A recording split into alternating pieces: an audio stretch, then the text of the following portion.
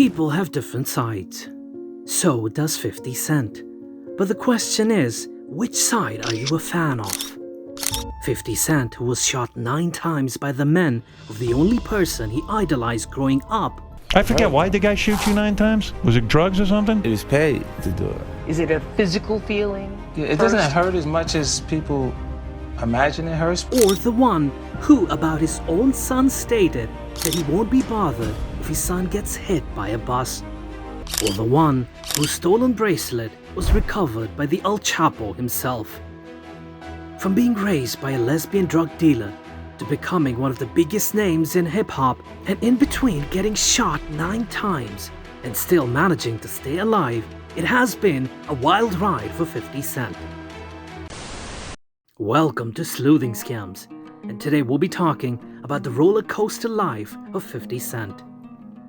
But before we get down to business, why don't you just click on that subscribe button? It helps us going forward.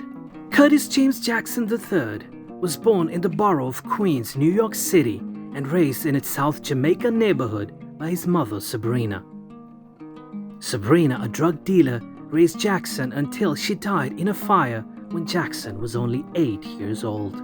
After his mother's death and his father's departure, Jackson was raised by his grandparents. Growing up in a rough neighborhood, Curtis quickly became involved in street life. By the age of 12, he was dealing narcotics. This dangerous lifestyle soon led to multiple run-ins with the law. Despite his circumstances, young Curtis found solace in music, especially hip-hop. He began rapping in a friend's basement, and his talent quickly became evident.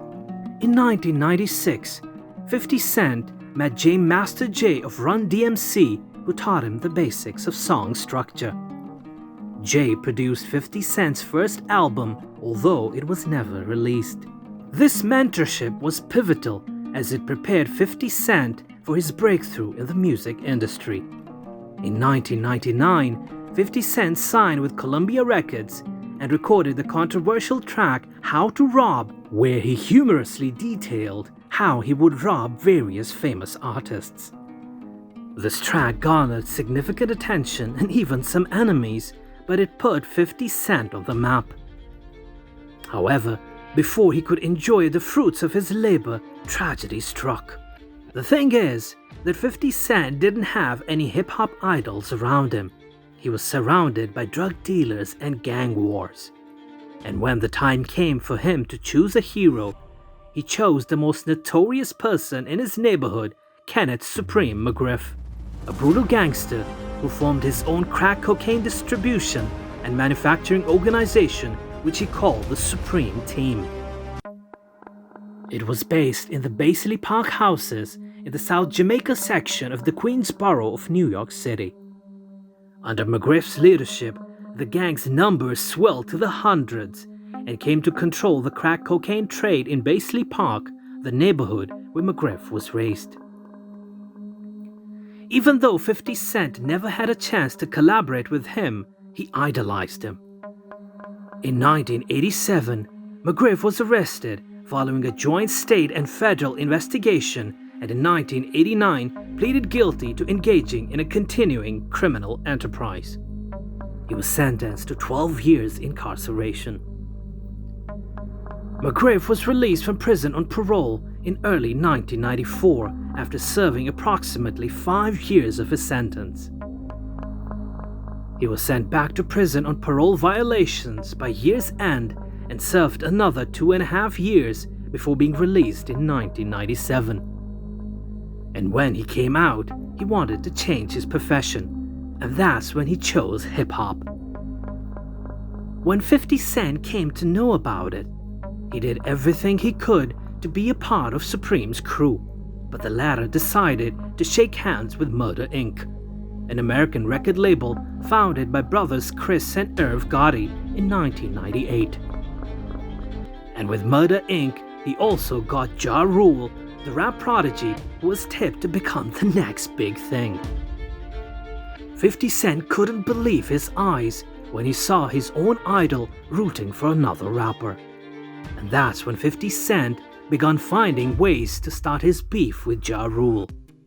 Ja Rule already had a place in the industry. He was the poster boy of Murder Inc., while 50 Cent hadn't even released his debut album at the time. But despite all that, they went at it. They dissed each other, and they did get into physical fights twice. 50 Cent even stole his chain when the duo got physical the first time, and we all know 50. He did a diss track called Your Life's on the Line, and in the video, he wore Ja Rule's chain. Ja Rule contacted Supreme on several occasions to take care of 50, but Supreme didn't think it was a good thing for his reputation if he went after someone like 50, who was just an average gangster rapper at the time. But things got heated when 50 Cent's song Ghetto Quran got leaked in 2000. The track was not just a rap song, it was an atomic bomb. It talked about all the drug dealers in the neighborhood and how they were running the streets. 50 Cent said it was a homage to his brothers in the hood, but the brothers, well, they thought otherwise. The song included their names, which made them vulnerable, and it also had the name of Supreme, and that's what made the big boy angry. He paid $25,000 to get 50 killed, and it was none other than Mike Tyson's homie, the notorious Daryl Homo Bomb, who took the responsibility of sending 50 to heavens. And on May 24, 2000, 50 Cent was shot 9 times at close range while sitting in a car outside his grandmother's house. He was hit in the hand, arm, hip, both legs, chest, and left cheek. Miraculously, he survived. The physical recovery was grueling, but the psychological scars were just as profound. Bomb was killed a couple of weeks after the shooting incident, and Supreme was convicted again. On February 9, 2007, Supreme McGriff was sentenced to life in prison. Throughout this case, he was defended by a court-appointed attorney because nearly all of his assets had been seized. In his autobiography, 50 Cent reflects on this moment as a turning point in his life. He realized he had a purpose and a second chance to make something of himself. This near-death experience fueled his determination to succeed. After his recovery, 50 Cent's music took a darker, more authentic turn, reflecting his experiences and struggles.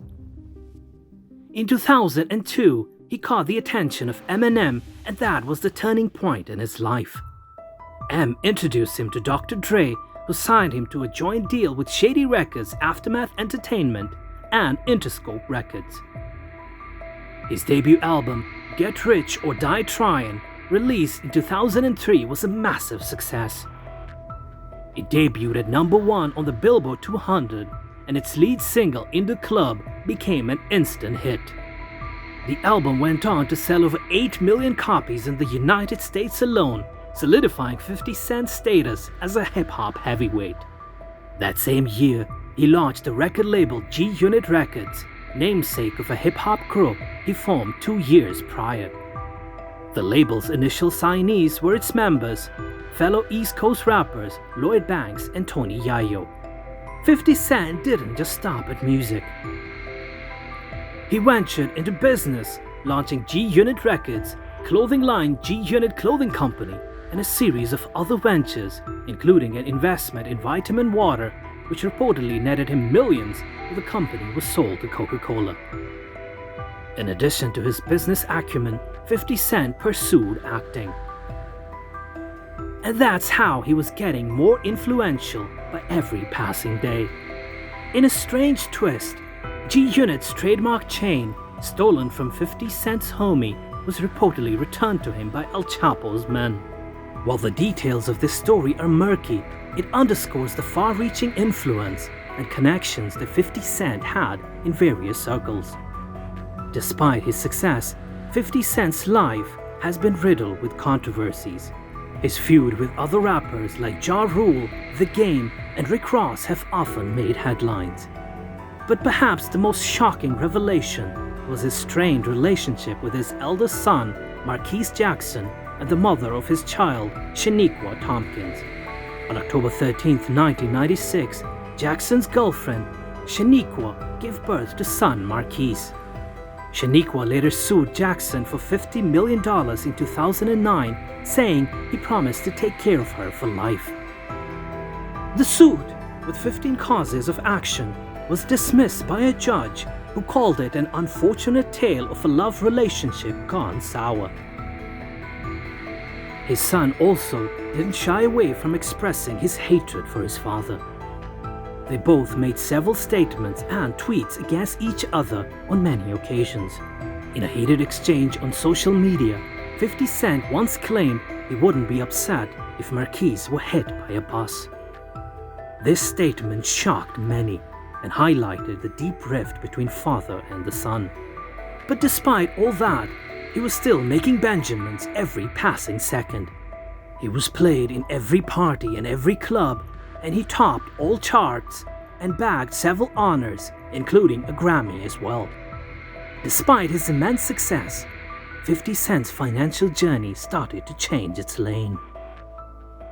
In 2015, he shocked the world by filing for Chapter 11 bankruptcy protection.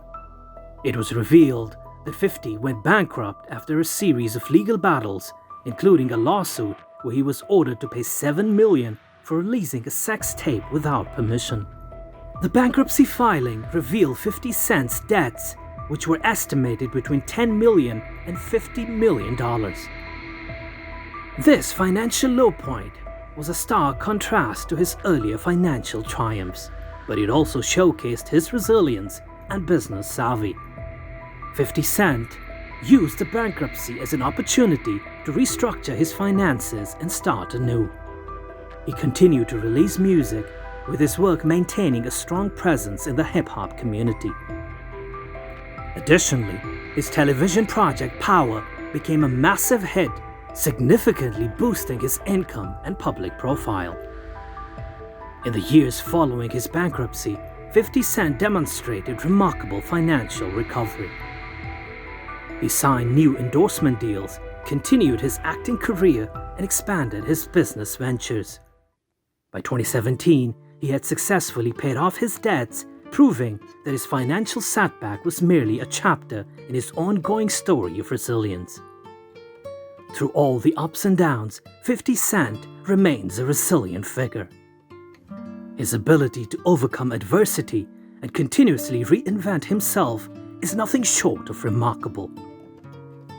From his near-fatal shooting to his business triumphs, 50 Cent embodies the spirit of perseverance. And on that emphatic note, it's time for us to call it a day. Subscribe to our channel and do click the bell icon. And I'll see you in the next video.